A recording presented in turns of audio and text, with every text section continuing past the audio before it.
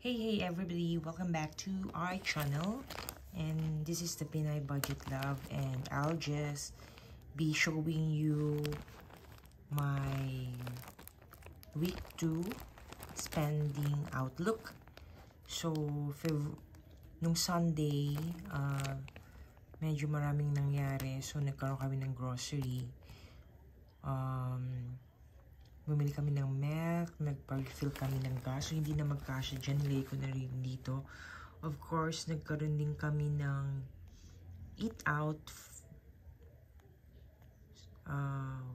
We spent our lunch at Jollibee, tapos meron akong binili from the National Bookstore, and meron kaming biniling medicine for Sarah, since diba meron akong naka-allot na savings envelope for health.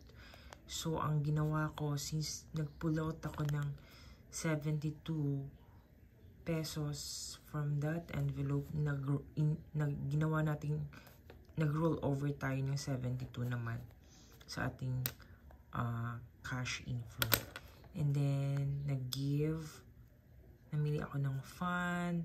Tapos meron kami, kasi dumaan kami ng plaza, so we have 140 na nabili for food. Alright. Tapos the rest of the days, no, Monday, Tuesday, and Wednesday, so hindi masyado, so we spend lang some amount for market or palengke. Karoon pala tayo ng dalawang holiday, which is Araw ng Kagitingan and Ramadan. And then on Thursday, namili na naman kami ng water and steel na malengke. So we always buy kasi guys, fresh produce as much as possible than frozen. And then nagkaroon ng convocation si Sarah. So this time, nasa Honor B ulit siya. And she got 2 ribbons, which is best, a great giver, tsaka Busy Bee. Then nagbayad ako ng telecoms ko, and then isang subscription na inaabangan ko sa isang app. So that's it guys, ang ating mga expenses for our week 2 in April. And so here on the next, so natali ko na siya here.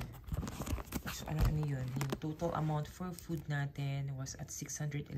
So we have our health, we have our vendor, grocery, water, then may miscellaneous 84 pesos. We have our sinking fund na 105, milk 269, sinagad namin kasi we buy 2 boxes of the milk.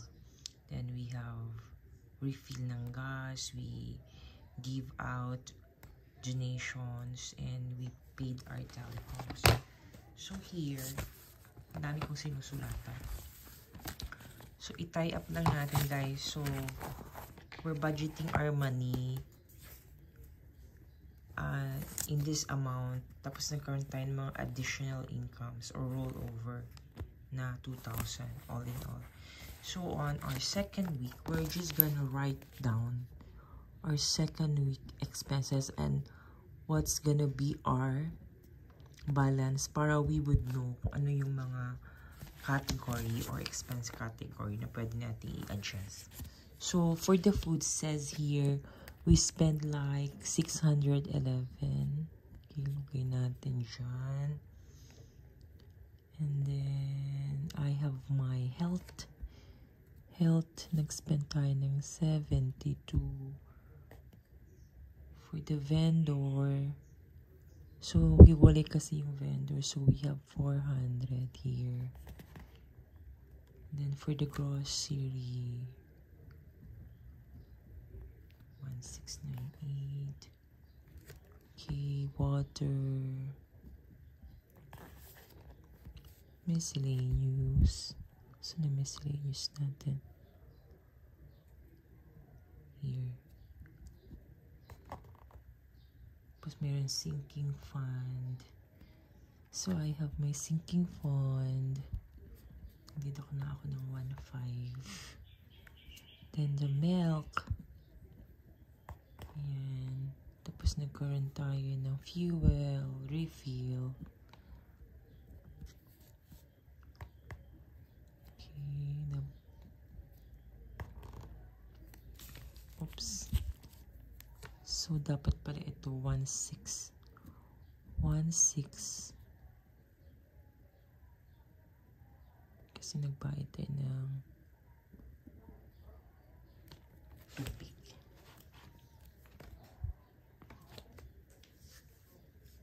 Alright. So, itidak natin ano yung mga natira na lang. So, meron tayo for water. Yes. 6, 11. Ay, sorry. Mali. Itin natin.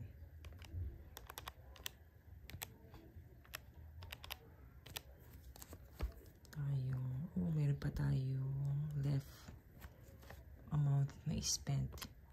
Next is grocery. So, meron ako last week. Minus 1.6. So, we still have around 2,000.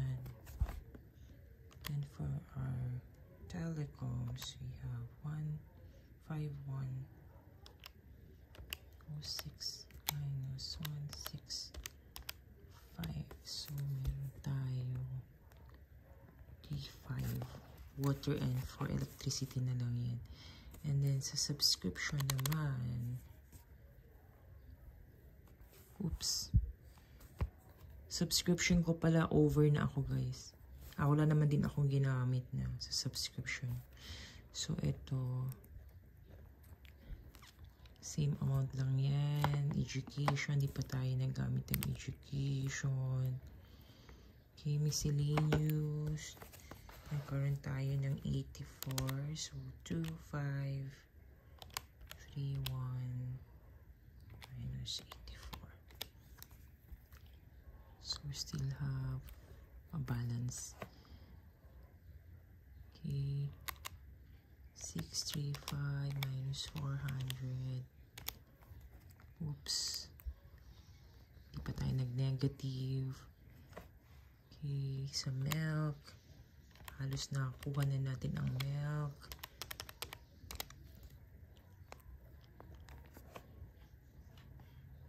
Okay.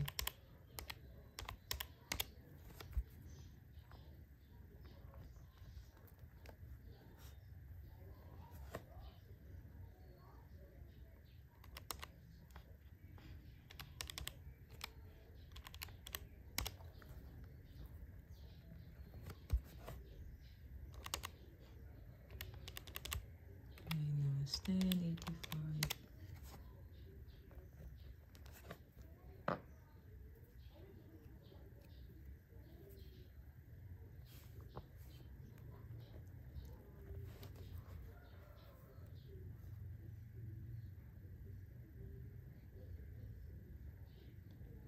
I know, this one, hindi pala to dito.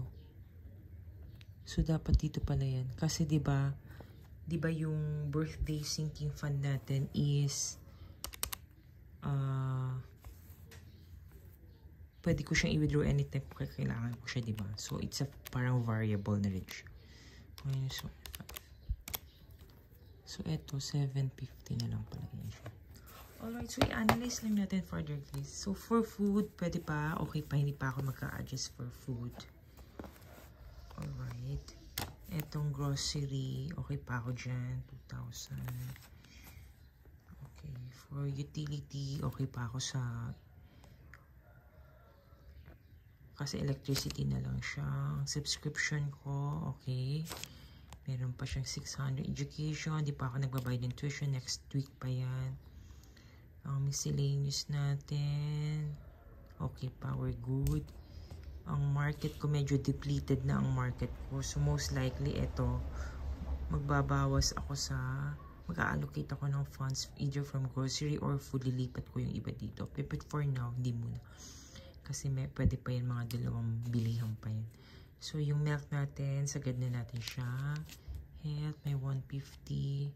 Okay, may give fuel, meron pa tayong 900. Okay, ito ang fuel, pwede pa akong kumuha sa miscellaneous ko kasi medyo malaki pang miscellaneous. Ayan, so savings, meron pa akong itatabing 750, which is hindi ko pa na itatabi. And for the sinking fund na 1, 2. Alright. I-add lang natin magkano lahat ang natira.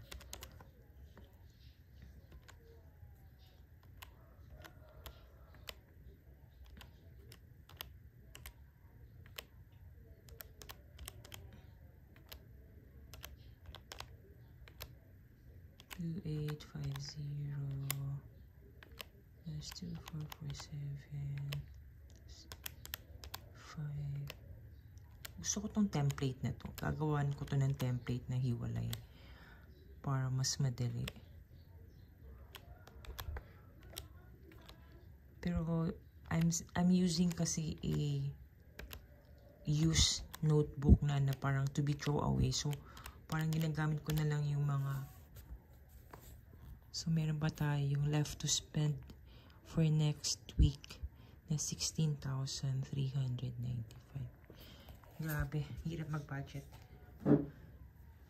So, at least, happy ako sa output, guys, kasi na-control ko yung food namin. So, we're spending less in food, especially, tsaka sa grocery. So, ang medyo madidipit lang ng resources sa atin is itong for the market kasi konti na lang siya. But anyway, yung grocery naman kasi tsaka yung market, halos isa lang dapat yan ng funds.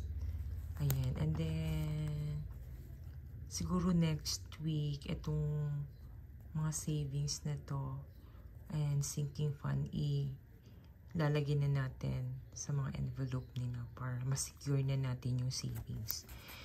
Kasi baka ma-spend pa natin sa iba. So, eto. Yung fuel natin magdadagdag siguro tayo nito. Usually kasi ang fuel namin talagang more than 1,000 na yun siya pag lumalabas ka. So, yan guys ang ating outlook for our April week 2 spending. And until then, we'll see what will happen on the 3rd week. Kasi medyo may mga big amount na papasok na naka-budget naman. Pero we'll see kung how much na lang yung magiging balance natin. So until then, bye for now guys. Take care.